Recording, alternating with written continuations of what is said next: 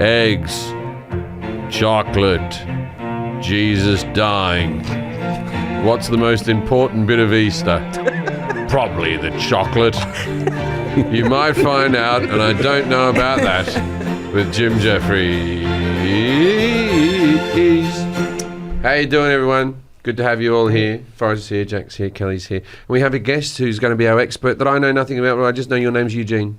Correct. Eugene Edwards. Well, I didn't even know that. Now you're giving away too much. I don't think I've given away. The Gene Edwards? Eugene Edwards. The expert of blah, blah, blah. He's an expert on Jesus. He really likes Jesus. So no, you laughed? Yeah, no, I'll tell you, it good. must have taken, I'm guessing it took maybe like 12 guys to move that rock. Yeah, you're right. I tell you, I went there. I went to Israel and I did the walk, right? The whole walk where you walked up to the... They talk about it like it's a mountain, bit of a hill, right? Not that hard to walk. Very easy to walk. I did it with Forrest. He wasn't panting or nothing.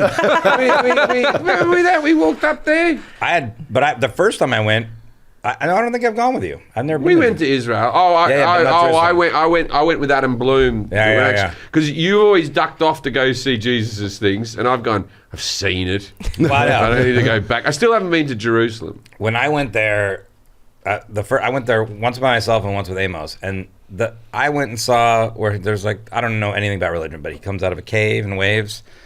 Oh no, that's in Jerusalem. What's the bit with Nazareth? I still haven't been to Nazareth. Okay, but he comes out of the cave, and then like they showed you everything within this thing, and then they said right here is where he was crucified, but there's a bus station there now. It's all within 100 meters. Of course. No. Like he was there, and it's a cave. There's two locations. Then I walked into the old city of Jerusalem, like this is where Jesus. I just went to the place like.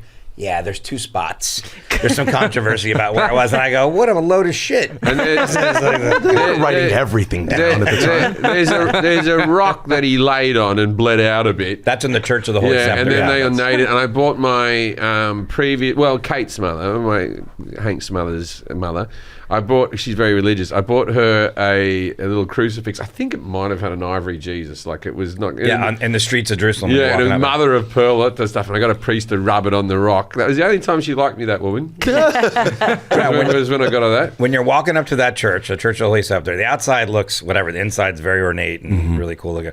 But there's all these shops. They sell like incense and water and candles and all stuff. It's so you can put it on the rock. I'm like, it's a big... Oh, it's a racket. Yeah. They make it seem like, hey, and then everything's like, hey, come on in here, buy this, put it on the rock, and stop by Jesus' childhood gift shop. Exactly. And also, I went there and I was like, I want a crucifix, and they go, how much are you willing to spend? And I was like, give me one for like $150. I want $150. That's the amount of money I want to spend on this crucifix. Wow, that's yeah.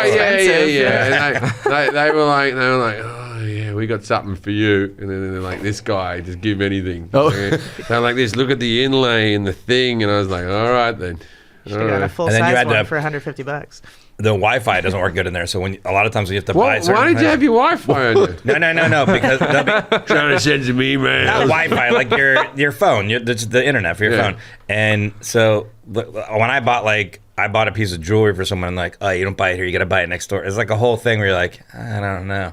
Trust me, it's fine. And then the next shop is just selling trays of baklava.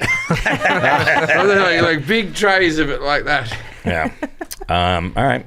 So the good thing is about Jerusalem is they've really got all their bases covered.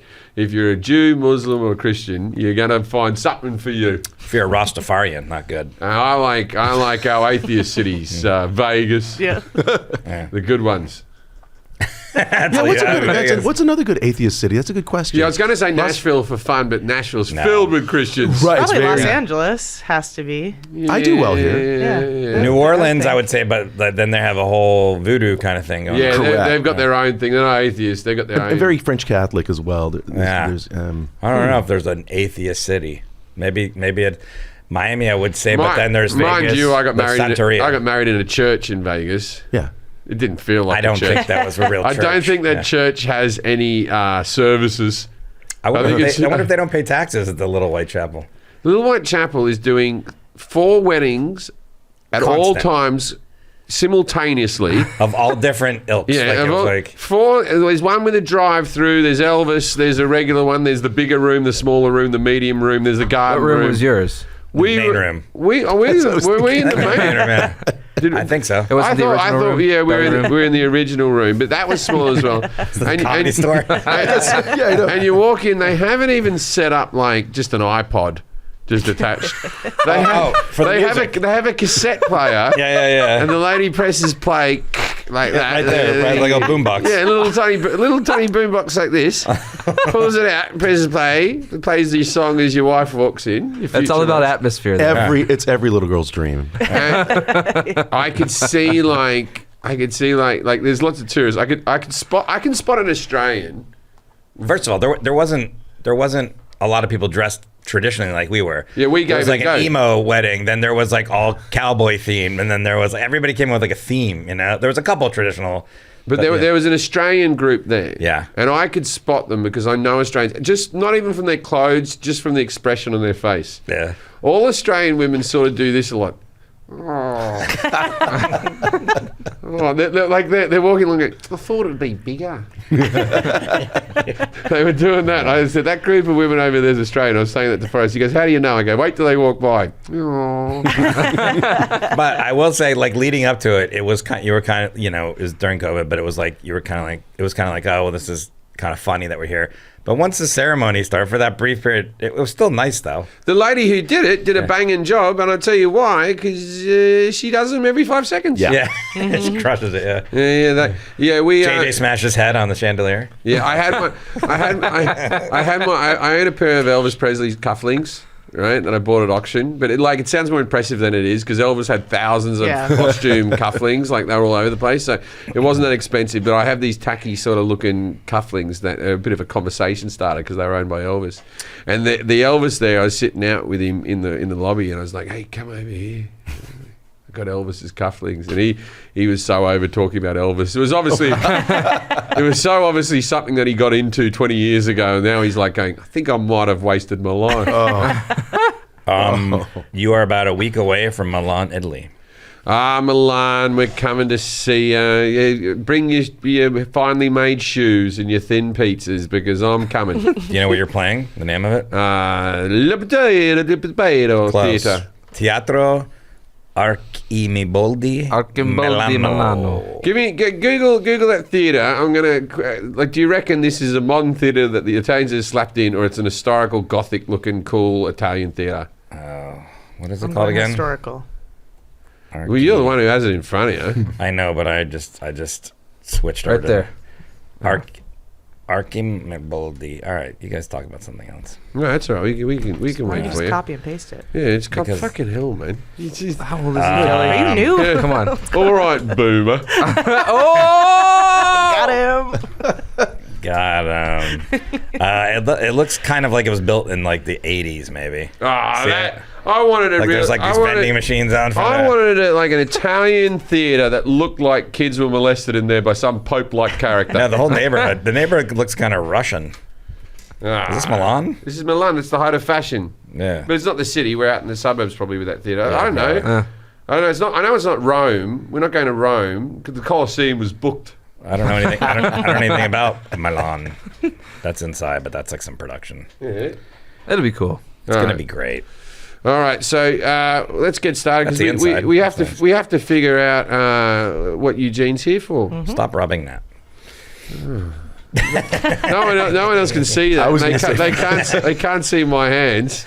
Or what that is. All right, that's better.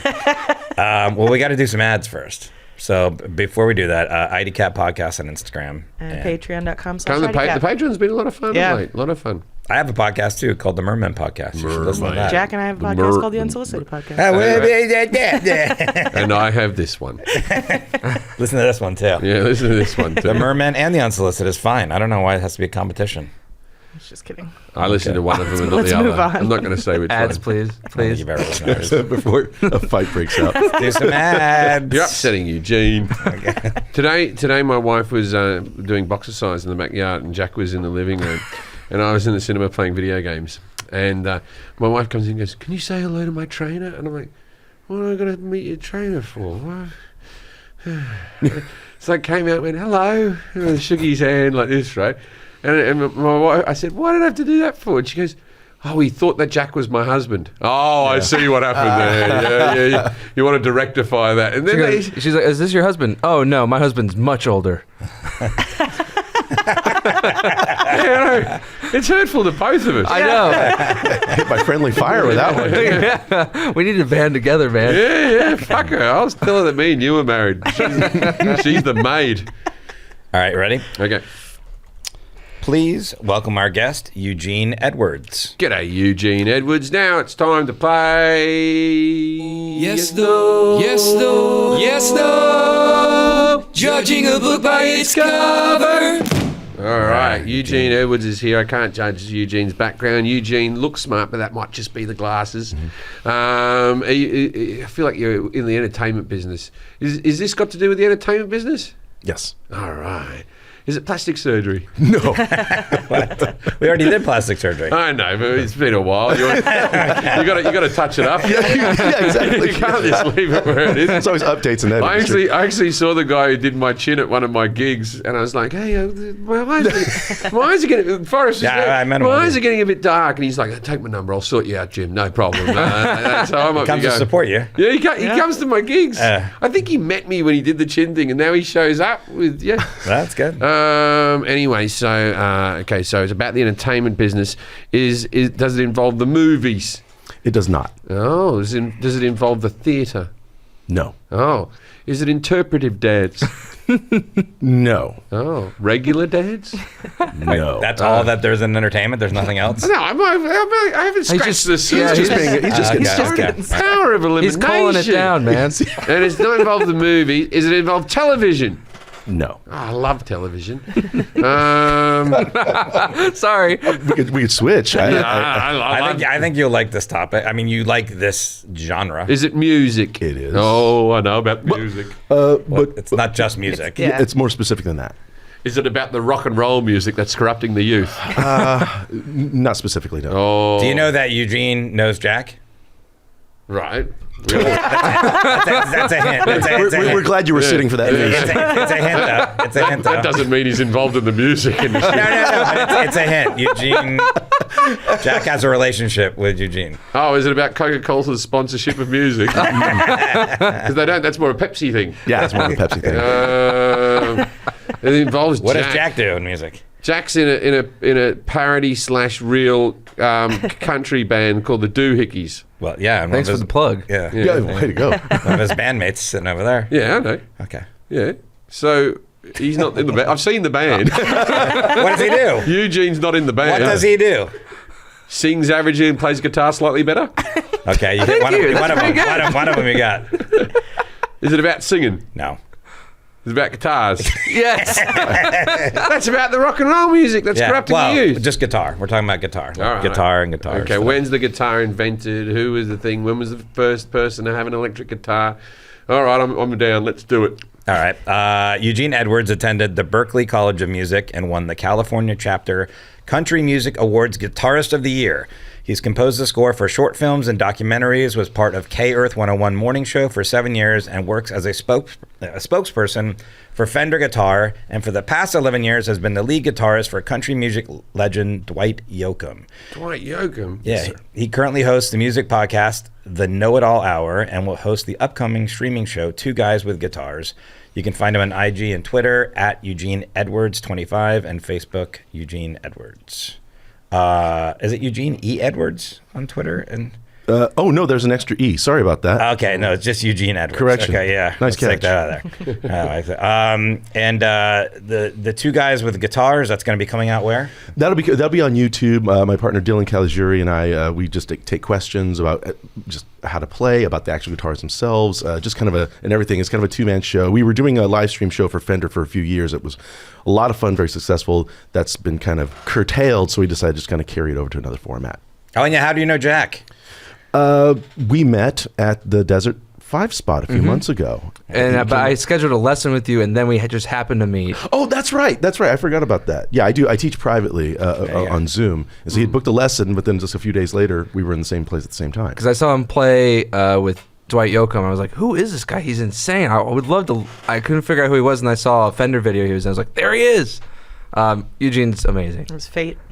It's fate. All right. Well, I'm going to ask Jim some questions about guitar. At the end of that, Eugene, you're going to grade him on his accuracy, 0 through 10. 10's the best. Kelly's going to grade him on confidence. I'm going to grade him on et cetera. We'll add those 3 scores together. If you score 0 through 10, guitar, it's not good. Like the city, Yeah. with the slave stadiums. The country, yeah. I told you my theory on the slave stadiums. I know. 11 through 20, guitar. How else are they built? Well, yeah, this is the whole thing. We visit the pyramids, don't we? Yes. Oh, yeah. Why aren't we cancel the pyramids? Great Wall of China. What was the top pay there? Yeah, Yeah. cancel the White House. Yeah. Oh my God. Dude, you go to Constitution Hall. Or no, Constitution Hall. Yeah, all buildings are made by slaves. This building? Oh, I wasn't here for the making. Oh, all of a sudden his hands I are don't- clean. I Look at don't this. know. Watch him back off. I don't know how historically old this place is. I think it's old. So 0 through 10, your guitar. 11 through 20, a keytar. Are you familiar with those? It's when you play the key. Yeah, the guitar. Yeah, I've seen that. 21 through 30, tuna tartar. Yeah, I like think you that like too. that the best, I like probably. that Two too. Yeah. tartar's nice. I misspelled it, Kelly. Did you just add an E to it? Every restaurant. We're having problems with ease today. Every Restaurant has a tuna tartare with a bit of avocado in it, made into a tower with some Yep. chips. It's good you can't stuff. fail. Yeah. But don't mince it up so much that it's mush. You want to have a few chunks to it. Yeah, I That's agree. what I'm saying to the restaurant folk out there. What's a guitar? A guitar. It's an it's an instrument. Yeah. It's an instrument. It's a percussion. It's a string instrument. Yeah. A string instrument that involves 5 strings. That was the next question. 5 strings? Yeah, 5 or 6 strings. I don't know. 2 big ones. I think 5. 5. Okay. Oh no! Wait a minute. 6. There's 6 knobs. Very good. Yeah, there's 6 knobs. 6 strings. Yeah. 6 strings. That was great. I like that For those that didn't see- You just tuned it. yeah, Jim, just imagine tuning a guitar because you've seen that happen. Yeah, I've seen that happen. Yeah, James is yeah. the best imaginary counter I've ever met in my entire life. So 6 like a strings. mime. Of course, it's 6 strings. I was mixing up with the banjo that only has 5. Very. Wow. Wow.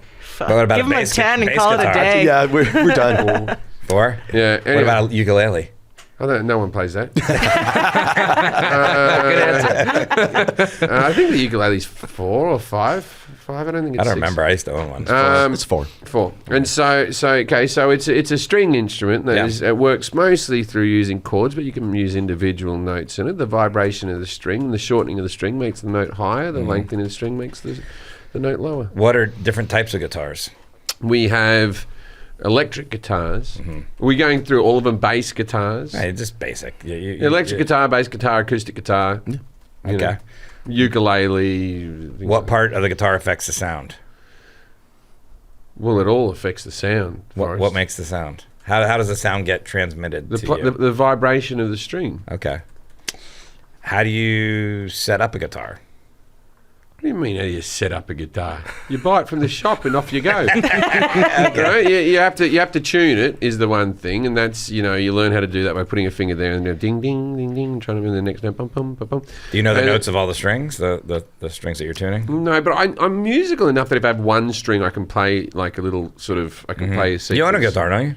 I got given one. I don't play guitar. It's in his but- office. I play it sometimes. Yeah, Jack plays it every now and again, but I've never had a guitar lesson or anything like that. I know a couple of chords. Okay. What is equal temperament tuning? Equal temperament tuning. Yeah. I don't know. I have to pass on that. What are the parts of the guitar? We have a guitar here if you want to see one. Yeah, I can see. I know. I thought we had a guitar. Yeah, right? I do. Do you want to grab it? Yeah, because Well, I know. You got the body. we're doing you a got- lot of this audio, so you what are got- the parts? You got the string, the body, the neck. String, body, neck. Nothing else? Well, you got the tuning knobs. Uh-huh. Okay. The hole where the amp goes in, if you got that style one, or even acoustic with the hole with the thing in it. Then you have to decide. You got that black bit that hangs at the bottom like a teardrop, which really doesn't serve a purpose, but it's there for a little bit of looks. Because Paul McCartney just has his on the top. He obviously buys right-handed guitars and doesn't give a Right. fuck and just goes for it, right? Because I don't think anyone knew. But I assume that's so that if your fingers click, you won't hurt it or the wood or whatever. It protects the wood. And then you have to decide whether you want sunbursted one, sunbursted one, or you just want a normal flat one, or if you Oasis a Union Jack one, or Prince would have a couple of paisley purpley sort of ones if he was going out there with a curly bit that ducks off the side. What are different styles of guitar playing? Well, you've got acoustic flamingo. Flamingo? Yeah. Okay. Not the bird, like the Okay. Yeah. All right. Do you mean flamenco? Flamenco, that's the one. Yeah. Okay. Oh, then with the fun. And you got acoustic thing. You got heavy metal guitaring, which is more like power chords and fast playing and stuff like that. Basic rock, and then you got like plucking, where if you want to do individual strings, like classical guitar is a big one as well. And then you have mariachi. That's like where it's a big sort of fatter one that sits up your stomach, and Yeah. it's mostly restaurant based. And then you've got. That'll be enough. That shows I know enough. Yeah, that's good. What is a guitar chord? A chord is the same as a piano chord. It's so you can play chord A, chord B, chord D, chord F. What is a chord, though? A chord A is a grouping of normally 3 notes putting together to make a harmonious sound of the chord. And they have to be within the key. You can have like it's different type of chords, but your main chords are like that. How does an amp work? It amplifies, makes the sound come out louder from the instrument. How does it work? Like, how does a guitar know to tell it? It plugs into the thing, man. There's a cable that runs from it. You've never seen this. I've seen it, yeah. what does the pedal do? The pedal, often known as a wah-wah pedal, can make it go like, it can actually just change the sound of the thing. Like because that's the handle goes wah, wah, wah, the handle that dangles off. No one needs that really. And then the pedal will give you different settings that you can do within the song, or from when you're changing from song to song. Like your guitar that you have Give at you home. different reverb and things like that. How do you care for your guitar at home? What do you do? Or what are you supposed to do? Oh, I leave it in the same room where the cat shits. Okay. Otherwise known as my office. My wife has made it into the cat shit room. That's where the cat box is? It is. Yeah, there's 2 cat boxes there. Yeah, well, we had an argument the other day about it. Because my wife I said, if you want to get cats, you have to clear the shit. And she goes, I will. Anyway, this thing was filled with shit. It hadn't been changed. I must have gone nose blind. My wife went, I changed it yesterday, and I was holding a bag of cat shit going, this is more than I shit in a week. There's no way. And she's like, they must have eaten it. She was digging her heels in. There was if she just went, yeah, it's been a few days, give me 3 days, I would have believed you. But she's like, I changed it yesterday. No way in this world. When and where did the first guitar-like instruments originate? I would say Europe. It would have been the lute would have been your first endeavour into the guitar world, and that was like back in court jester, the king's realm type of thing. So I'm going to say like the 1400s. And do you know what country? Or I'm going to say merry old England. Oh, and France. What were the earliest forms of guitars? What did they kind of look like, or what? Yeah. They were like, they had a shorter neck and they had a big bulbous circle there and a little body of guitar and a hole, and they were mostly played by sort of entertainment royalty. I already said this. Okay, well the next question was, how did the guitar evolve throughout history? So okay, first of all, kings and queens, Luton all the time. Looting. Probably came from the town of Luton in Britain, which is about an hour outside. That's a town? Yeah, Luton Airport. That's a satellite airport of London. So I'm going to say from Luton in England. Okay, and then like important innovations in guitar design and technology. Do you know who did that or when it was? Or well, the big innovations modernized it. The big innovations are obviously going from acoustic to electric, and I don't know exactly when they happened, but I would say after Edison. So I'm going to go. The electric guitar probably came into play. It wouldn't have been that long before the Beatles and Elvis. The Elvis was in the 1950s. I'm going to say probably invented around 1945, brought into like the real world about 1951, and then sort of brought to the masses sort of by 1955. Here's some innovations. I'm going to name them and see if these mean anything to you. X-bracing. Oh, that's when you treat a girl really badly, so she'll dump you. Getting her ready. Yeah. To be your ex. Bracing to be the ex. Yeah, good. I like it. Do you know anything about steel guitar? That's the steel guitar. Is that one where in Hawaii they play with their finger with a thing on the thing and they go? Very good. All right. What about the dreadnought guitar? The dreadnought. Yeah. Dreadnought guitar. I would say that would be some type of Hitler would have had a dreadnought guitar. I'll say it's a Nazi guitar. Do you know what a fret is, by the way? I didn't even ask that. The frets are the different lines that are on the neck of the guitar so that you can hold the thing down so the string holds onto a different... Do you know how many there are? I think I can figure this out. He's counting for our listeners at home. 16. Okay. Do you know anything about a 7-string guitar?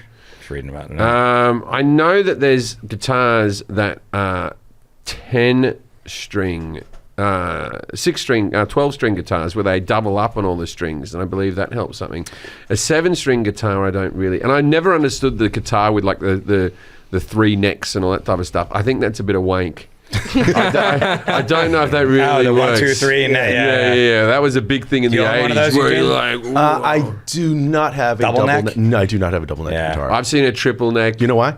'Cause Because they're- I'm not a wank. Yeah, because they're wank. That's exactly right. Who were some influential guitar makers in history? Fender was your big one. You know, first name, or it doesn't matter if you don't, but you got it still. Dennis Fender. Dennis Fender. Yeah. And then Fender. Who? Who's another? Hofner. Hofner? Yeah. I don't know. Paul the bass. McCartney who plays a Hofner bass. Okay, yeah, that was sure. his big one. What other ones can I think of throughout time? Another real famous. Those ones that have the big triangle like that at the back. Flying V's. Yeah, the Flying V's, those ones. They were the ones that were given originally to Wild Stallion by George Carlin. Flying V is the name of the person that made it. Sure. What about roles guitar plays in different cultures, musical traditions? You've mentioned some of that stuff, but is there anything else you want to? Well, it's the instrument of choice for the busker. You know, you can't be that good a piano player. So I assume throughout history that it's like easiest one to pick up chicks. You know, like, at a party, you pick up a guitar, you sing a song, off you go. You know, you can't. Hasn't worked for me. You can't do Is it that simple, Jack? Yeah, but the problem with Jack is he keeps playing the songs. Okay, cool. I got this other one you might have heard. Yeah, like he outstays his welcome. You gotta get off the guitar, start talking to the women. I just attract other dudes. Like, what guitar is that, man? Yeah, look at my frets. Okay, so what was the question, man?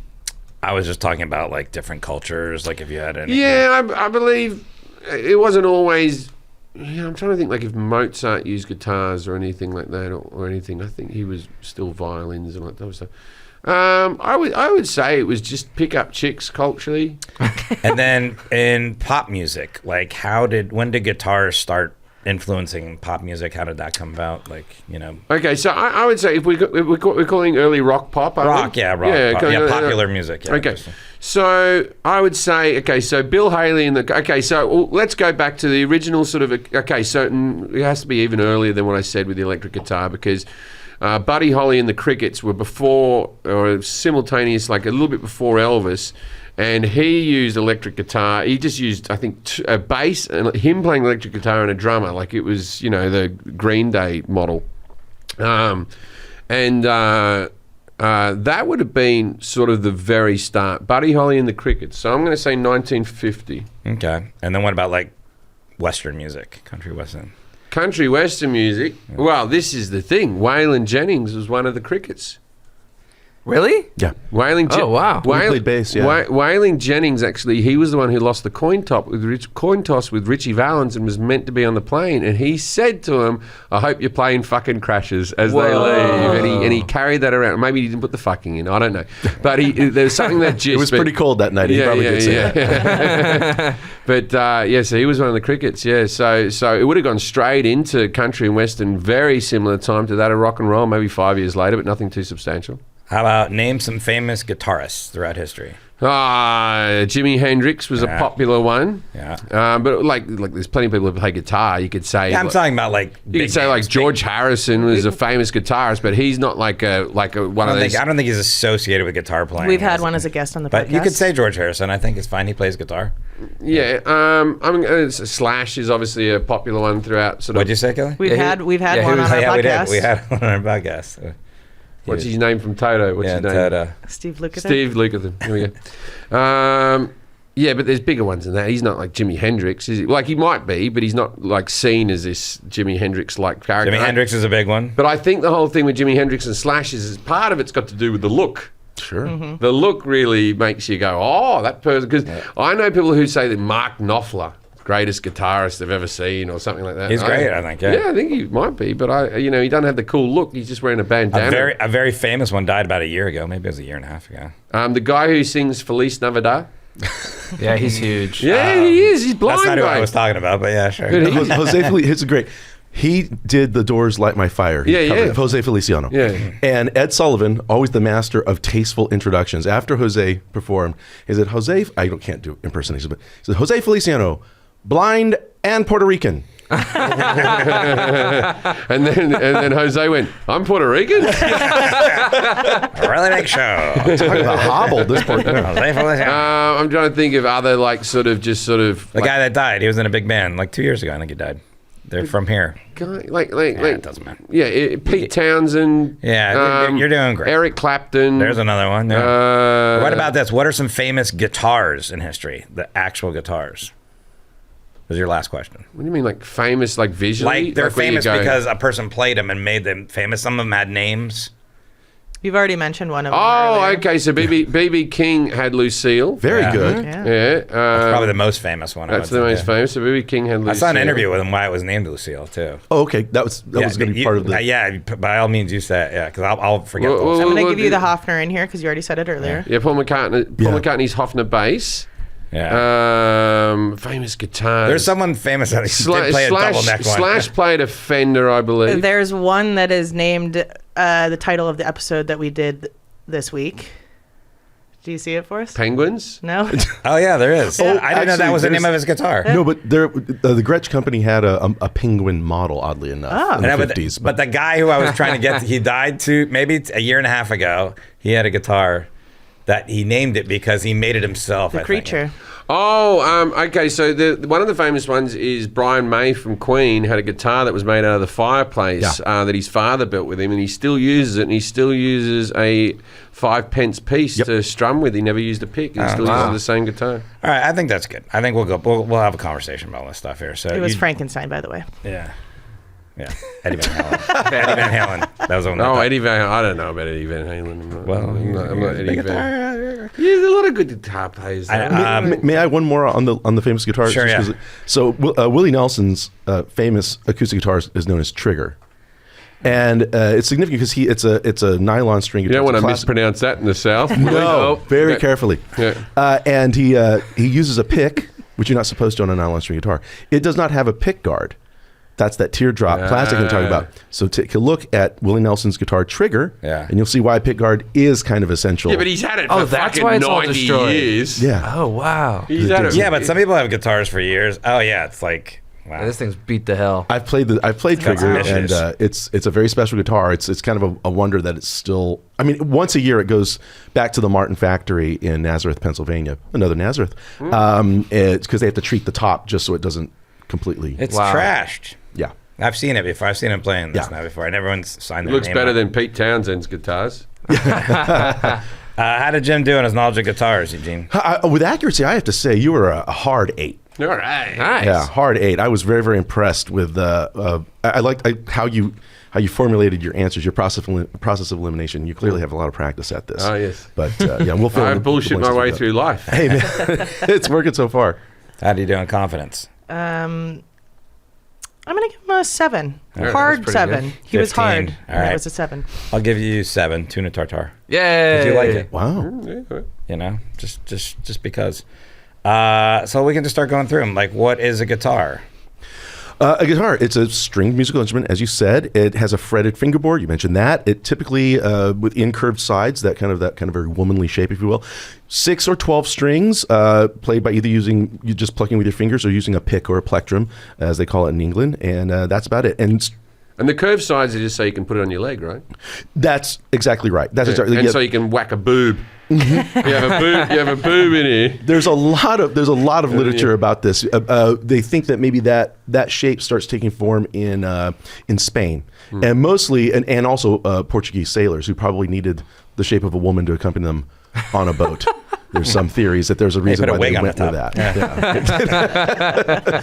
And strings and guitars typically have 6 strings. There are 12-string guitars, as you know, and then kind of on the fringes of jazz and classical, they will add a 7th string, but 6 is the most common number. Why? I've heard the 12-string guitars. They sound really good, but they're great. They're fantastic. When we get to the innovations, you'll see that a vast majority of the innovations of the instrument involve trying to make it louder and louder and louder, starting in 16th century Spain. This is where we really start to get away from the lute and vihuelas. These are various stringed instruments, fretted instruments that were going across Europe. But the innovations are really about it getting to project larger in a room. And so by the time you got to 12 strings, that was just yet another thing they did to try and make it just kind of more fortified.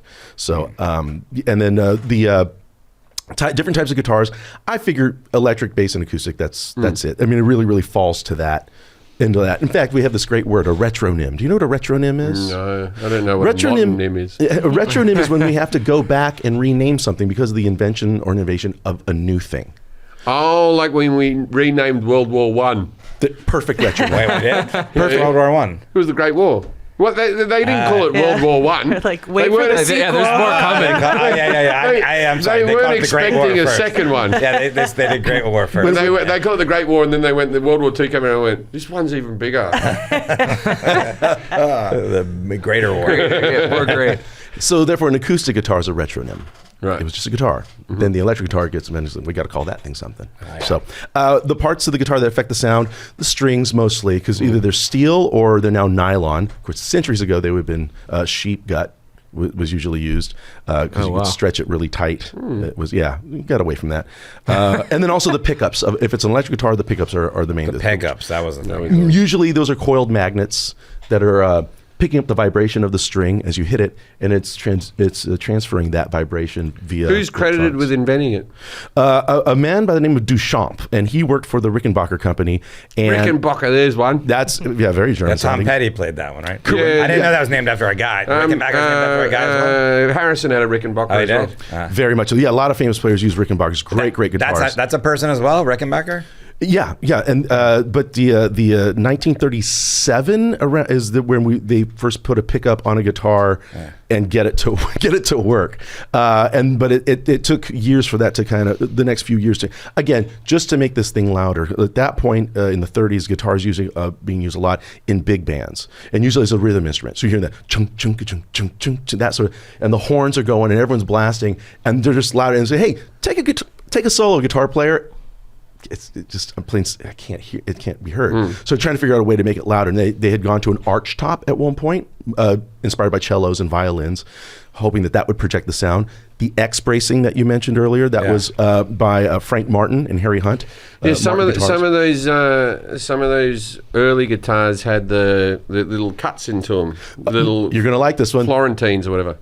Called F holes. Yeah. Florentine, because of the Florentine cut. Very good. Yeah. This guy's good. Mm-hmm. How did you know Florentine? How did you know that? Musical theater school. I always studied musical theater. That's right. Yeah. I figure you might know some of the stuff from music. Very good. I thought maybe it was just all from your guitar you own. No F holes on that one. What kind of guitar do you own? Yeah, well, I was curious. Yamaha or something. You have a Recording King. Oh, great. It looks like a triple O shape. I don't know what they call it for Recording King. I also bought a guitar thinking I was going to take lessons, and I never have. I've had it for about 8 years. I'm right here. Okay, well, I'll be calling. I used to take lessons. I can play a little bit, but what do I have now? I remember I should. Don't you have a Strat? No, they got rid of the you have a Martin. Yeah, you have a Martin. All I know is that my hands cramp up each night from playing Call of Duty. So I don't know if I'm. I don't know if I. The guitar is good for that because you want to vary your movement. That's how we get. That's how we get things like carpal tunnel syndrome, and it's because of the repetitive motion. So if you vary your motion, even say this to students, if your hand does start to cramp up because you're working on the same chord or same pattern over again, switch the patterns up, or just put the guitar down, walk away from it. You can practice plenty without a guitar in your hands. You can practice on rhythm. There's a lot of things you can do. No guitar, no problem is what we call it. Yeah, maybe I'll take some. I can play like songs. I'm in my putting it down period. Yeah. I can play Long some break. chords. I can play some chords. I know some of the scales, and then I can play some songs, mostly Pink Floyd stuff. Perfect. But you know, Turns out he's amazing. Yeah, right. He's gonna floor us. yeah, not really. I can play Over the Hills and Far Away actually by Led Zeppelin too. That one's kind of tough. It's funny when you said that the Dreadnought was a Nazi guitar. The Dreadnought was something that the Dreadnought guitar is an acoustic guitar was started by the Martin Guitar Company. Frederick Martin, their family was actually originally from Germany, but they settled in Pennsylvania, and they came up with a certain bracing of the wood inside of the acoustic, again, to get maximum volume, but also kind of keeping this thing stable. Before that, there was a Spanish luthier, the last name of Torres, the most significant guitar maker in the 19th century, easily, especially because he formulated the guitar, which it's now like classical guitar, but that's mostly the guitar that got to the United States in the 20th century. And so everything was based on that shape and that sound. We threw steel strings on it to make it louder. That's just going to be the common theme here of all those innovations. Make it louder. And louder. Yeah. Make it louder. Until you make get it the louder. death metal. Well, Take yeah, us to and now that. we're there. Yeah, and now it's just sort of like we've reached the pinnacle. Yeah, it's a little bit too loud now. It's getting older. I saw AC/DC in concert. My ears hurt forever. Yeah, I'm gonna put Angus Young in there. I consider him. Yeah, I think in a sneaky way, I think he is as iconic as Hendrix, and I think the fact that he's been around so long and so. I saw him in steadily. concert. He was thrashing his head around. If I do that for a minute, I'm like the next day I'm in pain. He's an old man. He was thrashing his head around. Pilates. He broke a string. Yeah. He went off to the side. He still kept on thrashing his head around. They handed him another guitar, and he didn't miss a beat. Like he didn't stop one. He didn't at one stage just go, "Hang on, I'm gonna get it." Yeah. Right back in it. I break character on stage all the time. Yeah, somebody says, "Hey," you're like, "What are you saying?" I'm halfway through jokes. I'm like, "Put your phone down, please." But I think to Jim's point too is like Angus, he has that look too. He's got the outfit. He's got the like Donald Duck or Pee Wee Herman. He just his never changed style the is so outfit. sick. Like even if you didn't know, I don't know if he's an amazing player or anything, but he's amazing to watch. See, like he's got the Chuck Berry jump, right? And that was like a classic type of thing. Was Chuck Berry an amazing guitarist? I know he was like a Yes, rock. I'll say he was. It was more. He was an important guitar player more than he was an amazing guitar player. Right. Chuck Berry significantly takes 3 and 4 part horn figures from like Louis Jordan, Wynonie Harris, like the jump blues of the 40s. And during the war, a lot of our men just went off to war, and so the bands got smaller. Right, we no longer have 4 horns, but we got a guitar player with 6 strings. Can you play the intro to "Ain't Nobody Here But Us Chickens" on guitar? So when we hear that classic Johnny B. Good intro, you have to imagine that being played on 2 saxophones at the same time. These what we call double stops, and Chuck transfers that to guitar in the clubs around the St. Louis area at the time, and that more than anything else is the beginning of rock and roll guitar as we know it. In fact, if we want to talk about how important he is, are you familiar with the movie Back to the Future? Yes. Okay, I have a question. Go. Okay, so when the guy breaks his hand trying to get Marty McFly out of the... I've never seen the film, but I've heard. course. When he tries to get Marty McFly out of the trunk and he hurts his hand, he's like, "Hey, man, that's our hand. I can't play anymore." And he's like, "Oh, no, my mother and father kissed you. The next song you have to play." And then Marty McFly is up there and the guy's got a bandage on his hand and then they kiss and then his hand grows back and then he goes, "I'll play your song." And then he plays Johnny B. Good. And then the guy goes up to a phone and goes, Correct. "It's your cousin, Marvin Berry. Marvin Berry. You know that sound you were looking for? Listen to this." Why didn't Marvin take it? Why would he call his cousin, who very clearly he never calls because he had to repeat Marvin twice to He's him? playing at a high school prom. Yeah, but he was also a guitarist. No, you're right. Chuck was doing nothing. Marvin should have swooped in and become the great guitarist. Why not just make that guy Chuck Berry in the film? Question. That's a good question. I don't know. You know, it's funny because I know you discuss religions a lot.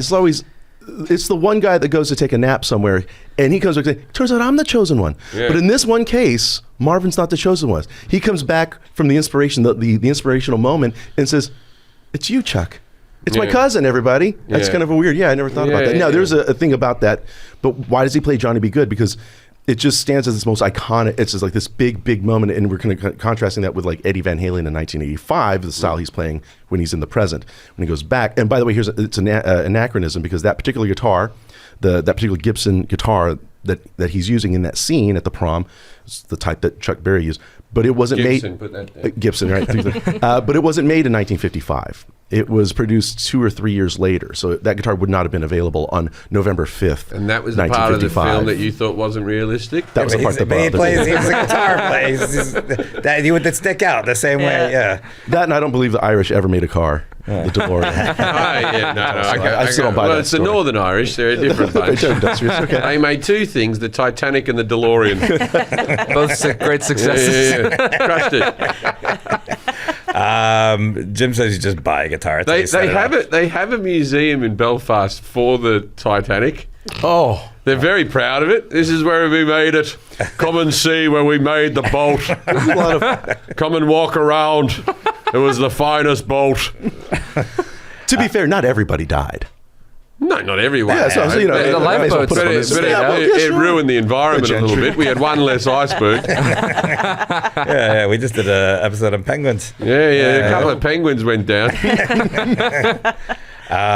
So when you set up a guitar, I thought you could just buy one, but apparently there's a lot of stuff you got to do to it when you buy one, when you set it up. Or if you're a real guitarist. Well, even the hobbyist should. There's some basic care and feeding for a guitar. Change the strings regularly. Now, how often should one change the strings? It depends on how often one plays the guitar. Obviously, it's like tires on a car. Clean the fretboard. I don't like to use sprays. Just a clean, soft cloth. Just wipe it down after you play. There's a lot of oils and stuff that come off our fingertips, and it kind of gunks up on the string. It affects the sound. It kind of makes it. So wipe down the fretboard. Avoid extreme temperatures if you can. Just it never leaves your quote unquote office, which is good. I'm sure it's like a humidor in there. Yeah, well, actually, now keeps the cat shit at a particular spot. So and then some people that live in really dry environments, they actually are humidifiers that they make for acoustic guitars that fit into the sound hole to kind of keep. Because I saw Jack performing somewhere. It was hot, and Jack kept retuning. And he was very unhappy. Yeah. Oh, yeah, that was the Hotel Cafe. That room was really hot for some reason, so all the guitars just kept going flat. Oh, so the hotter it is, you got to keep... So if you're at an outdoor festival, it's a nightmare. Don't get me started. So really, really hot rooms, and this is just basic science, of course. Is that why you've never really met a good Arab guitarist? Not because it's very hot out there. There's never been bands from they're all flat. Yeah, it's just all. Yeah, the guitars are flat. Name me a big Palm Springs guitarist. Right. Good point. Too cold inside, too hot outside. That's it. Right. So the extreme you need a happy medium. Right. Now, extreme cold. If the guitar sits in a cold room for after a while, it's going to go sharp because things are going to contract, right? And heat things expand. So that hence the flat or sharp things. But yeah, extreme temperatures. And when we play gigs and we'll play outdoor festivals in Texas in summer, and we've played in freezing temperatures also outdoors. Then my guitar tech knows to just keep them coming, keep one freshly tuned, and keep. When did that become a thing? Because it looked like the Beatles just had their 4 instruments, right? Mm-hmm. And then now you see bands, and there's just reams of different guitars. That started in the 70s. So rock and roll in particular kind of blew up by 1973. Everything transfers to stadiums, and it becomes a big economy, right? Now we're filling stadiums. We're rising ticket prices. The bands are now flying in private jets. They're hubbing out of one city. They're not going to hang out with the audience afterwards. It's not like the loose 60s thing anymore. So things become very, very professional. And of course, album sales have gone crazy. So the audience comes to these arena shows. We take say you're seeing Led Zeppelin, and Jimmy Page is going to use the same Les Paul as long as he can throughout the performance. It's preferred guitar, but Lord knows there's other spares, because at this point you don't want to just watch this guy tune his guitar. So you can afford to have a second guy and other guitars and just keep them coming. And now I'd say now it's really, really common because stadium shows, whether it's country or rock or pop, I mean, they're finely tuned productions. Everything's paced, the lighting, the dancers, everything's paced so specifically that on stage there's not room for someone who's kind of talk and tune and chat with his audience. They got to keep it going. So Yeah, that's when it happened in the 70s. So let's talk about famous guitarists throughout Let's do history, so. because I think that it's image more than actual playing. So I watch, like, say, Paul McCartney has this guy who plays for him who looks like he's the greatest guitarist that ever lived. The blonde guy looks a bit like Steve Tyler, right? Uh-huh. And then you got like, and I think it's a lot to do with kicking your head. Like if you're like Hendrix is like lighting it on fire and all that type of stuff, but I think you can make that sound just standing stillish. Yeah. Can't you? Yeah, they call it guitar face. Yeah, and so you've Yeah, got John Mayer does it. Yeah, I Nasty think guitar face. Yeah. I like the band Guitar Face. It's wrong. Anyway, but then you got like so like Noel Gallagher might be a great guitarist. I'm not sure, but he doesn't really move very much. Him and his brothers are very stationary men. Yeah, they had this great bit because they started in pubs and there's no room to move and no one cared that they were there, so they didn't put on a show. And then as things got better, they thought, we never learned how to do that, so why change? Yeah. But they like. But that adds to their insouciance that made them so But then cool. you look at Pete Townsend. Is he a great guitarist because he's twirling, windmilling his arm around? So Pete's a double-headed monster because he's both. He's obviously wildly charismatic on stage. Yeah. And he said that Who performances were a three-way battle for the audience's attention between him, Roger, and Keith. John Entwistle, the bass player, never entered the contest. By the way, Entwistle is playing incredibly difficult and very, very dynamic bass stuff and doesn't move. So he's going the other way. But Townsend with the windmills and the stage leaps, and I just think he's compelling. To this day, I can't take my eyes off of him. Then you listen to the records and think, oh my God, this guy, he very influenced by flamenco guitar. This really, the intro to Pinball Wizard, that really fast strumming, that's very flamenco style.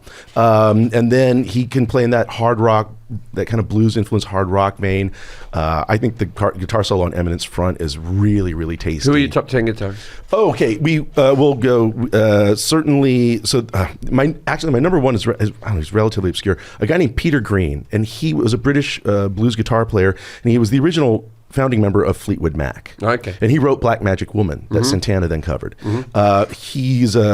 He was a bit of an enigmatic guy, but his playing still is incredibly. George Harrison, certainly. Is he? Absolutely. Right. George Really? Harrison. He's one of the best guitar. Like, I think he's good, but I didn't know. Yeah, Is your guitar? George Harrison, especially if you play in a band and you play song-based music. So we're not talking about jazz or where you just play these long excursions. And we're not talking about classical music where you're reading something that was written years ago and you have and it's based on how exact you can do it, right? Not recital. It's somewhere in between. So Can you play the chord at the beginning of A Hard Day's Night? Yes. Everyone. It's a really tricky one, though. And the trick is because on the record, there's a piano is playing a very low C note in the bass, and Paul's bass is also playing a C. So you kind of it's a bit of a trick because it expands many octaves. But I've faked it before. I had that question from someone who is going to be doing it on stage soon, and I made a little video like, "This is your best shot." It's great. But that's a great example, though, of just with the 12 that's the 12-string Rickenbacker that we're hearing right there, to find this very evocative thing. To come into the intro of that song. I mean, it really does sound like Technicolor. I mean, just that chord, it means so much. It sounds like the explosion of youth. It sounds like a whole new era starting just with this clang. It's just... That's how they start the Beatles love show. I mean, they do like some real, but then that chord comes in, it's like everything falls. Yeah. And we're off to the races. Yeah. So Harrison always has the right part for everything. Amongst a band that in, 7 recording years, changed so many styles. And I would say if you don't have George Harrison, well, they're all important, but Harrison actually adds technique as the Beatles go on. He didn't have any blues in his playing. He started out playing like rockabilly and Chet Atkins style country stuff. The solo to All My Loving. It's a classic Carl Perkins, Chet Atkins move. But playing a little double harmony stuff. It's just gorgeous, exquisite. But he doesn't have a single note vibrato, which is where you take a string and you shake it to emulate the human voice. You sing a voice, I know vibrato. This, yeah. But he doesn't have that in his technique, but he adds it. And by the time we get to like his guitar solo on something, it's so elegaic. It's just so graceful. Well, While It's My so Guitar smooth. Gently Weeps is all vibrato, isn't it? That's Eric Clapton Yeah, he did the solo. playing lead. Oh, he's playing guitar. Yeah, Eric Clapton's playing guitar. But you're right. That is very much. That's Clapton was a master of vibrato, and that's where Harrison. They were buddies. Yeah, and so until he started fucking his wife, and then they were still buddies. remain buddies. They remain. Wait, that really happened? Who fucked who? Yeah, okay, so Patti Smith Boyd, Patti Boyd, who was an extra in. She was a featured extra She's in in A Hard Day's Night, right? And she was Okay. maybe 17, 18 then. And like George Harrison was only 21. Exactly. Right. So I'm just putting into context, right? And so he starts dating her. They get married, and then Clapton falls in love with Harrison's wife. She runs off with Clapton, and they remain friends and all still hang out together afterwards. on the album. And Harrison, well, no, at that stage Harrison was still because she had the song Something written about her. And then he wrote The Way You Look Tonight about her. Clapton wrote The Way You Look Tonight. I think Layla was Code You or think something. about Wonderful Tonight. Oh, You Look Wonderful. But that's in '78. You're right. Layla is written about, that whole album is about just his passion for her, and it was inspired by a Persian Yes, poem. I don't think there's anyone on earth who's had more songs written about them that hasn't been like a king or queen. Yeah, wow. You know what I mean? And and she's still around. She's just there, just like famously just dated a couple of rockers. She must be a very charming lady. Yeah. I hope, yeah. I'll tell you who one of my favorite guitarists was. Stevie Ray Vaughan was. When I was young, I'm still listening to him, but I thought he was amazing. I don't know where he ranks for you. Highly. Yeah. Highly. No, Stevie Ray Vaughan is actually one of the few people, and there were people like Stephen Stills that knew both Jimi Hendrix and Stevie Ray Vaughan. There was actually Stevie's bass player knew Jimi Hendrix, in fact. So anybody who knew them both and saw them both play said it was striking that Stevie Ray was the only other guy that could do Hendrix-like things. Had a lot to do with the size of the hands and just the way they just dominated that instrument. You want big hands? What was? I don't know. I've seen there's a country guitar player named Red Volkart. Brilliant player, and he's this very hefty guy, and his fingers like thick sausages, right? You'd never think that he could possibly even, play a melody. His fingers look so thick, it looks impossible. And he plays just these beautiful, graceful lines. So I think that it's a more matter of willpower. I mean, even if someone has very small hands, you can always get like a 3/4 guitar. They make different. Never seen a dwarf though that was really good. Those At guys, anything. guys in ACDC are awfully small. I'm joking. Stevie Ray Vaughan wasn't. I just was reading about the relationship with him and David Bowie. I didn't even know that he played. Didn't he play on? He's on that album. He's on China Girl and Let's Dance. Those two songs. Yeah, he's playing the lead. And then he asked him to go on tour with him or something. I don't know. So the offer was that Bowie was so impressed with him. He says, "Look, I'm going to go on this massive tour. I'd like you to play guitar in my band, and I'd like your band can be And the it was opening China band. Girl and which one? And Let's Dance. Let's Dance. It was the most. Sure. Identify as playing. But the rule was management said that's fine. We can have Stevie do that, which would be a huge break for his career. Then it turned out like, no, your band's not going to open. So now it's like, okay. And then also, and you're not really to do any interviews about your material in your career during that tour, which means that Stevie's but I've got an album out and my band's just supposed to sit at home and I can't publicize what's going on. So Stevie didn't take the deal, which must have been a really tempting deal, but he stuck to his guns. Yeah. Have you ever seen the video clip for Let's Dance? No. It's worth a watch. It's set in an outback Australian pub. Yeah. He was obviously on tour in Australia because this is one of those ones with the tiles up the wall. Those tiles are on the wall because Australians used to just piss everywhere because we were like animals. Really? Yeah, and you see the tiles outside. Sure. That's to piss against the wall in these outback pubs. And then they started putting them along the bar there because men would just have a piss just along there. It was just for cleanliness So reasons. this is like near Darwin or something like that. Yeah, it's like an outback pub. It could have been one. We have. But I mean, like that We kind of have area. these pubs in Sydney, but they Okay. made it look like it was an outback. You know the style of pub, Yeah. those I've old been to pubs. a few, yeah. And it had just like Australian. It was in the 70s, right? Maybe was it about 70, 83. So just a whole lot of Australian. But like one of them was just wearing "G'day Australia" t-shirt. So they just like rigged up this He was clearly on tour. He just went down to a pub. And it's funny because in the video, then he's miming guitar. Yeah. The Stevie Ray Vaughan solo. I was 10, and he's got white gloves on. He has white gloves on, and, and I'm thinking that Bowie doesn't play. That's not. That's not. Something's off here. Plus, you can hear it if you know Stevie Ray Vaughan. Then Yeah, And it's it's just Let's Dance, and this is like Australian bogan. Just, like it's like a scene from Kath and Kim, man. famous guitars in history. Oh no, we're only up to top 10. We was sorry. Oh, I'm so Sorry. sorry. Yeah, no, Jeff Beck, who just passed away recently, massive talent. One of my favorites is a guy from an LA band called Los Lobos. His name is David Hidalgo. He's a big hero of mine. Exactly. Yeah, Hidalgo's tremendous. Chet Atkins was great. B.B. King was great. Of course, I'm such a guitar nut that of course I'm going to leave out someone I'm going to feel terrible. Mark Knopfler is a beautiful guitar player. I have an album with him and Chet Atkins. He kind of neck and People neck. always That's rate good. Mark Knopfler, yeah. Yeah, I know. There's an album with him. And Clapton, does he make it in? They used to call him Slow Hand or something, didn't Yeah. because he looked like he wasn't putting a lot of effort in, but everyone was coming in. No, or is that a bit of a myth? It was a No. cocaine thing, maybe. Who knows? the name came from he had a habit in the early days in the blues clubs in England of breaking strings. He played so hard and he bent them, and it was always he didn't have a tech, so he had to wait for him to change his string. In the sweaty club and the kind of the rude boys there would do this slow sarcastic.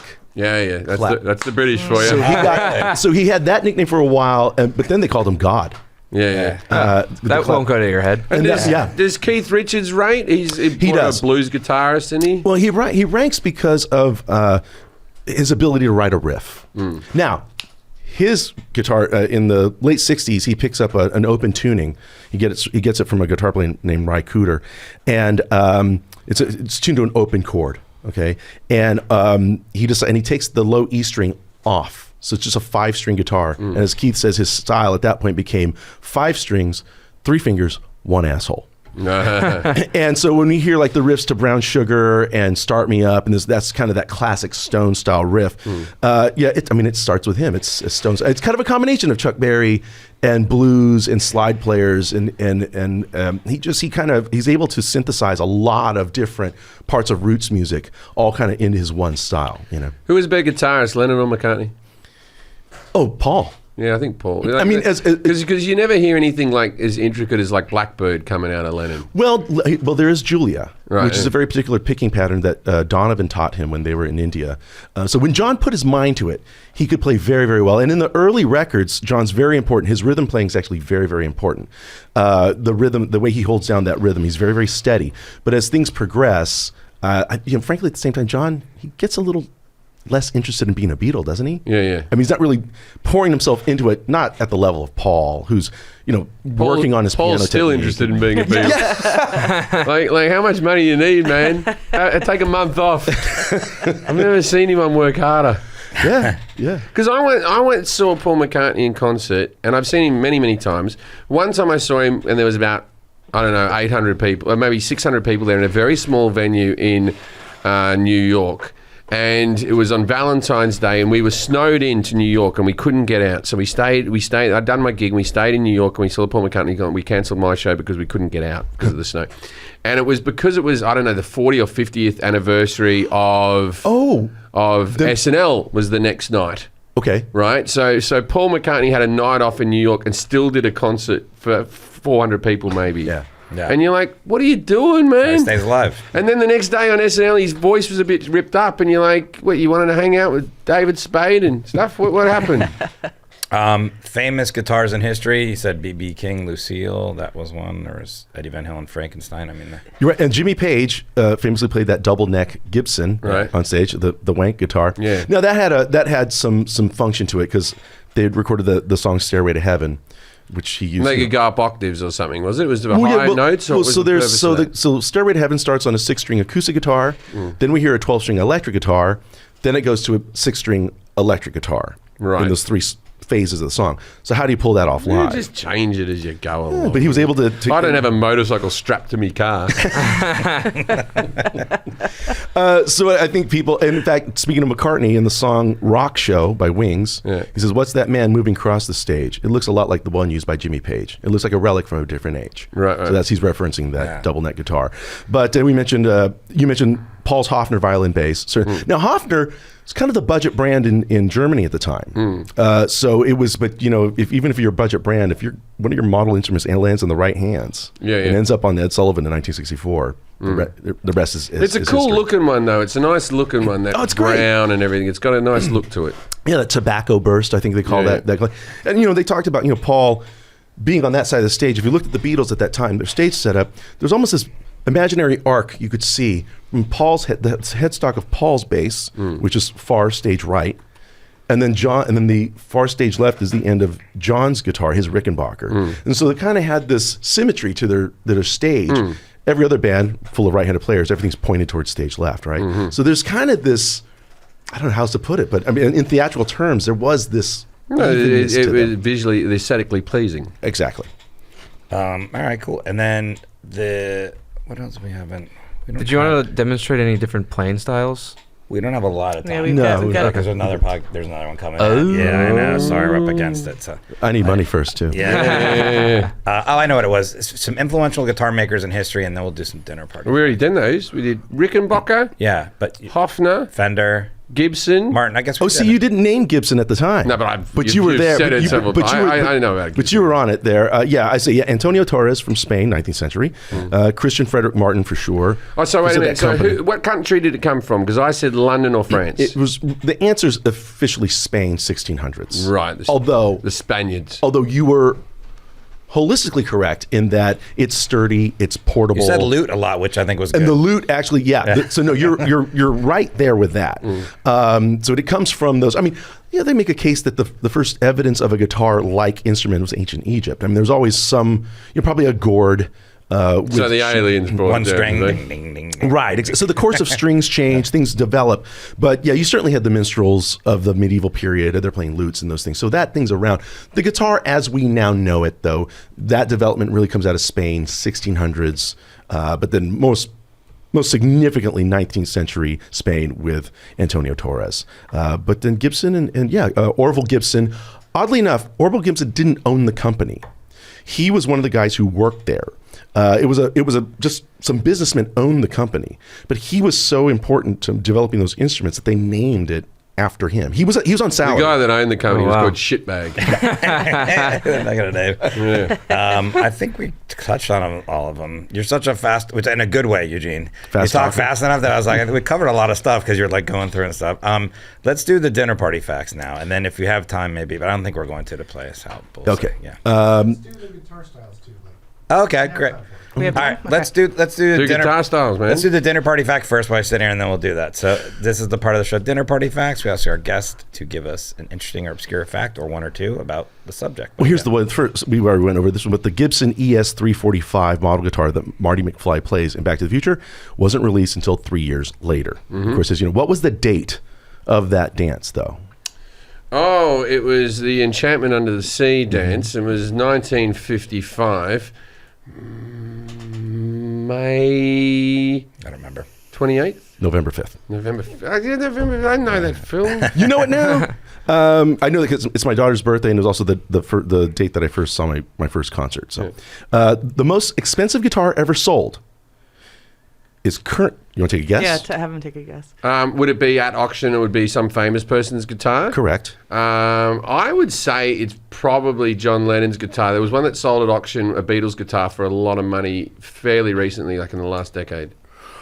I don't sure. What's sure the about number guess? It Yeah, was. what's the price? It was about $5 million or something like that. I don't know. Okay, so currently it is a Martin 1959 D18 acoustic. When the hammer finally came down, it exchanged hands for $6 million at auction in June of 2020. Why was it so expensive?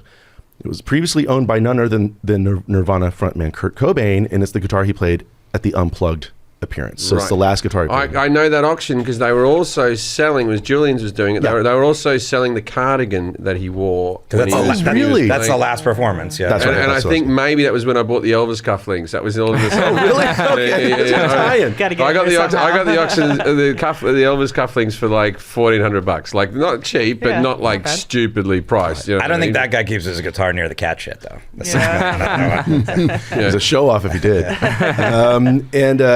In fact, when the Les Paul, the man, the great player, but he also did a lot of innovations in recording and guitar design. When he passed, his entire estate was sold off. And I got invited to go through it before the auction went through. And they came on the radio show and brought some of his old guitars and stuff, and I got to play them. It was a real treat. And I got to meet Les actually when I was a kid, and he was a really sweet man. But those guitar auctions are just nuts. They're just nuts. Again, all you need is like two people to want it that badly. Yeah. The price gets it. Now, last thing, despite creating some of the most legendary guitars in the world, the founder of Fender, and he also had other companies like Music Man and G&L, Leo couldn't play guitar.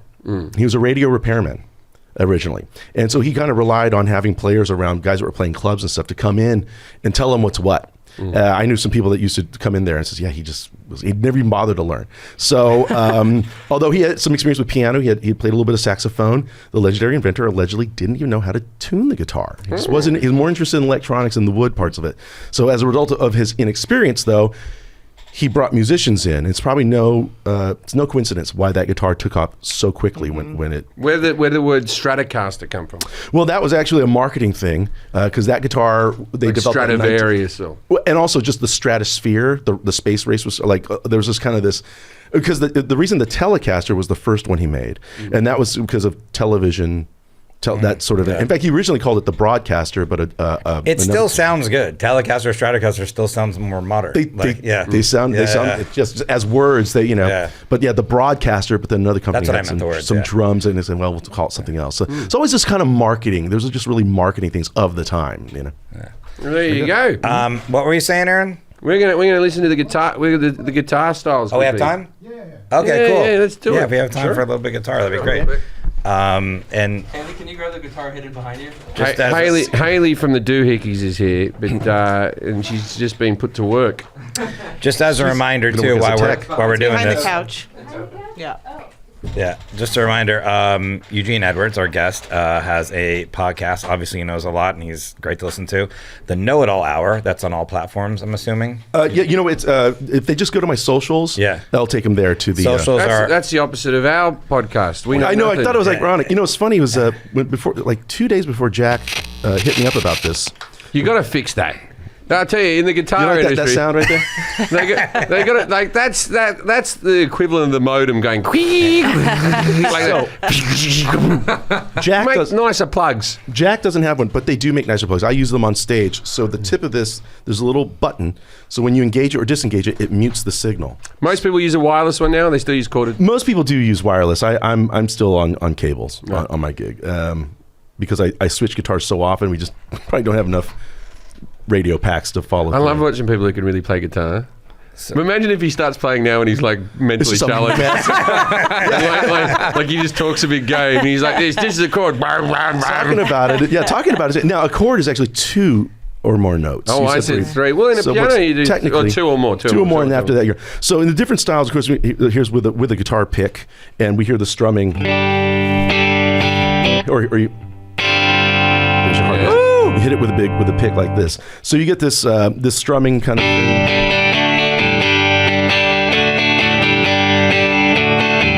2 chords. Now, if you don't use a pick, say like Mark Knopfler, you can get a more emotive style. Hurt your hands, man.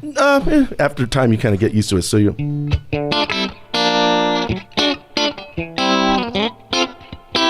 And his solos are very.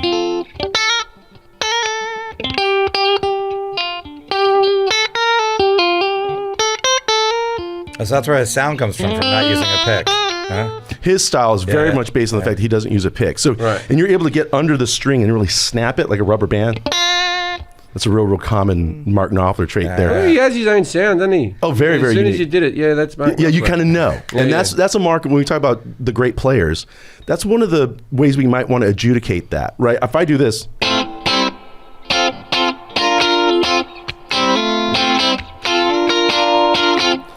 We kind of think of Keith Richards because that shape. And of course, back to that.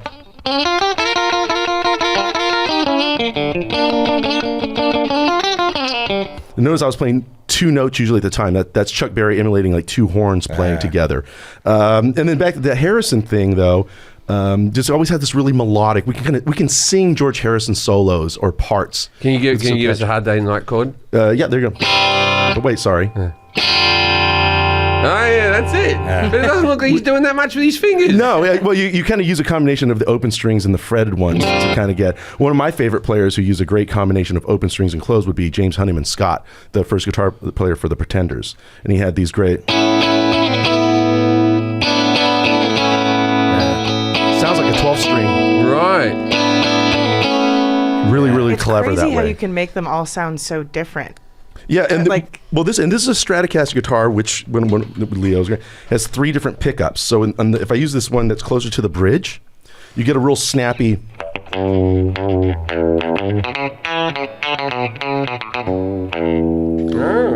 I go all the way to the front, to the pickup that's near the neck, it's going to be a warmer, smoother sound.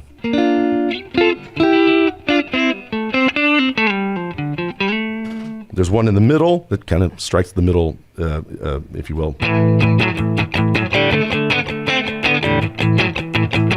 And then there's two that split the difference between each set of pickups, and we call these out of phase. Technically, they are out of phase. And this is where we really get that Knopfler thing.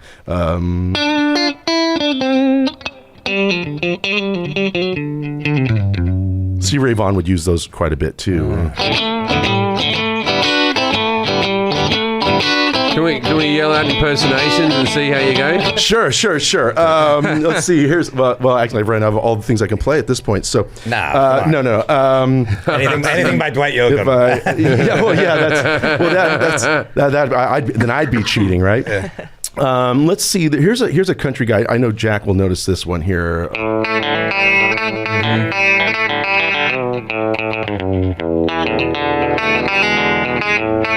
Who is that, Jack?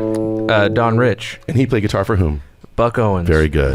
There's no way we would have gotten that. Yeah, I know. I told you it was pretty obscure. No, I knew. Never I gotta watch his videos. I just wanted to see if Jack knew. No, there's something about Angus Young, though. By the way, he has this Great riffs, man. Great riffs, of course, written by Malcolm, the brother, mostly wrote the riffs. But He's got dementia. yeah, he does. Yeah. But Angus, So Angus could just claim he owns them now. yeah, he would know.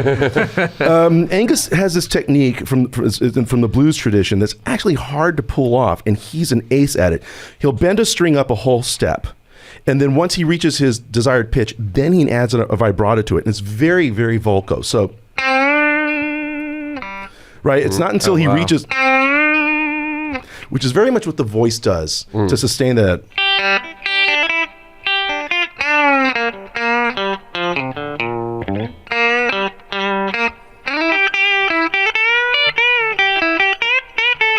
Then what's that? That was shook me all night long. Yeah. Right. I know me ACD. And he hits those notes. It's very, very significant. He's very, very graceful at it. And you wouldn't think of it because of his onstage movements, but he's actually very exacting as a Do you player. dance much as you play?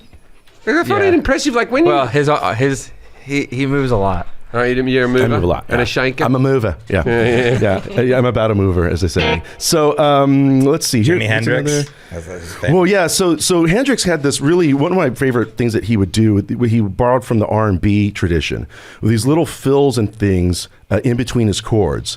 Let's see. I'm trying to think of something.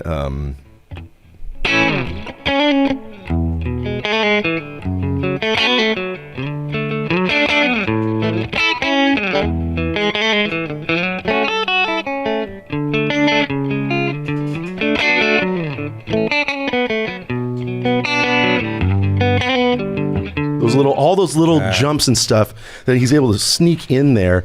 Does it really well in When Cries Mary as well. I love it when he's really that really smooth. What do you mode. do better than anyone else? Fuck all these other people. Well, I fake things better than most people. Me too. Yeah, and no, I don't know that I. It's one of those things where people will sign up to take lessons from me. This is wildly immodest, but they said, "Well, we want to learn your style." And at the time, I thought, I don't have one.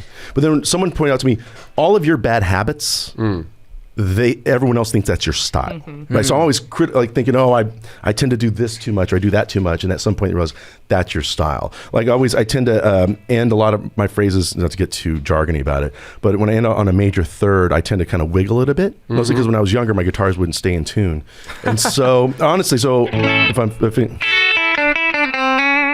I always give that wiggle there because I was never confident. to hide it, to hide it, yeah. So there's that, I suppose. What's your style, Jack? Jack, what do you do? I do that kind of BB King kind of bending, and I learned one pedal steel bend, and I use that all the time. Is it this?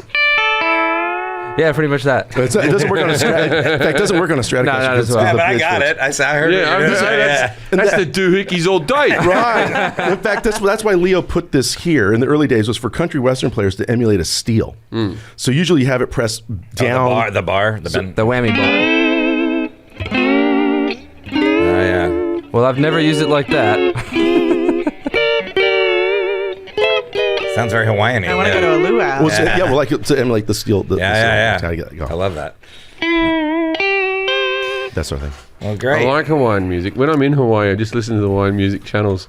I find it very calming. I love it. And then I thought, why did I bring Hawaii to me? And I started listening to it in my car around LA, and I felt like a You're just- dickhead. I listen to it now. Last time I was there, I went to Luau and Maui, and the band was so good. Yeah. Like, I forgot it was a band for a while. I thought it was a CD, and then I turned around, and I'm like, these guys are, their voices, the steel guitar was so soothing with the back, and I was like, yeah, I'm going to listen to this. So I do now. But it comes with the whole thing. Yeah. It's part of the whole But package. it was, All they right, were all right. amazing. Just a chance being a bit bitchy. Who's the most overrated guitarist in history? Make it someone dead so you can't get a riff.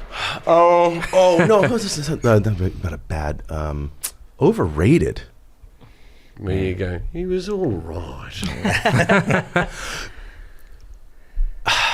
Gosh, that's. No, if someone asked me that about a comic, I would dodge Just the say question. Chumbawamba. No, all day. I'll be a little more specific, and here's the hearsay part of this.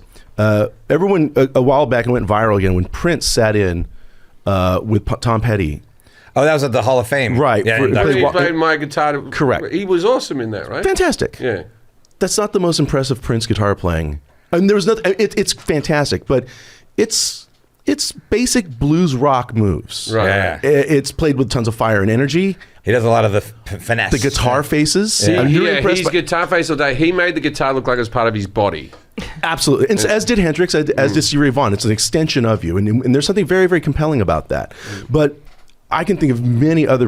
In fact, I still haven't figured out how to play the intro to When Doves Cry. And Billy Gibbons even asked Prince about it. The very that whole and Billy Gibbons says he cornered Prince at one point. Says, "How do you? I still haven't." And Prince says, "Yeah, I can't. It's kind of tough on me too. Like he just got it right that once. But it's really, really amazing. And the ending of Let's Go Crazy. That's also very blues rock stuff. But to me, that's like the fire of that is. All right, nicer question. Who's the most underrated? Prince. Well, hopefully she's getting the accolades now. But I think we don't talk about Bonnie Raitt enough as a guitar player. Just won a Grammy. Yeah. I just Finally. like as a guitar player. Well, no, she swept him in that Nick of Time Oh, really? period. Yeah, she's had a Did couple. you see the headline said unknown blues artist wins Grammy? Yeah. All right, we better wrap this up Yeah. because we did the thing. Okay, the podcast is the Know It All Hour, and you can find them on Instagram and Twitter at Eugene Edwards 25, and then Facebook Eugene Edwards. And the streaming show is Two Guys with Guitars. That's right. Thank you, Eugene. Thank you so much, guys. What a joy. If you're ever at a party and someone walks up to you and goes, guitar has 7 strings, go, I don't know about that. And walk away. I don't know. I was a bit light there. Good night, Australia.